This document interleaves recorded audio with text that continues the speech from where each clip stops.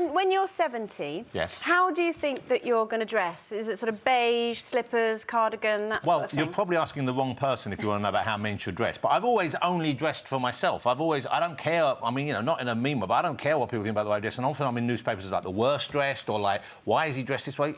I dress that way because I like wearing those clothes. Sometimes I've gone out and looked at pictures after and thought, why was I dressed that way? Yeah. But I mean, normally, you know, I just dress for fun and often for comfort. And I think you should carry on dressing that way if you can. I mean, as people get older, sometimes obviously your body changes shape and you want to be comfortable more than anything else. But I think you should wear whatever you want whenever you want. You obviously...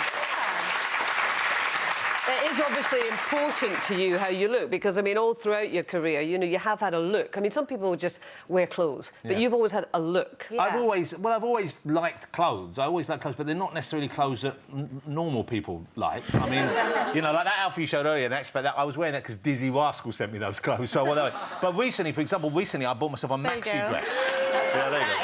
He sent that over. Dress. I bought myself a maxi dress because there's a men's designer called Rick Owens. He does women's clothes as well, and I bought this maxi dress which I wore out to Comic-Con, and people thought I was just in fancy dress as the guy from the horror movie Hellraiser, but I just hadn't put the pins in my head. And I tell you what, I've got respect for you. I kept tripping over in my maxi dress. Well, I don't know how you do it. Is that a kilt? That's a kilt. That was from years and years ago. That was a Jean-Paul Gaultier outfit. But I've still got that. Oh, that's yeah, that's it. My wife bought me that for my birthday. That was like, but they're like pyjamas, and I was dropping one of the kids to school, and I couldn't be bothered to get changed. Quite like that one. That was that's Willie Hunt from years ago. I think like a giraffe. I think I gave that to David Gower, who's never worn it. I can't understand why. But you know, I think it should be fun, and you should. Yeah. I like wearing clothes sometimes. I know somebody.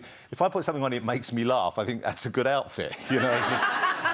You have the same sort of dress code as my daughter, because you know when kids are little, and this is one of the things that I really like about you. You've never lost that sense of it. You know, when you send your kids upstairs to dress, and you know you've got daughters. They'll come down, and it can be a tutu, wellies, and Careful diddy where boppers. you're going here, Andrea. Yeah. No, but you've never lost that. I like it. I'm going to wear it. I almost wore tutu and dilly boppers today.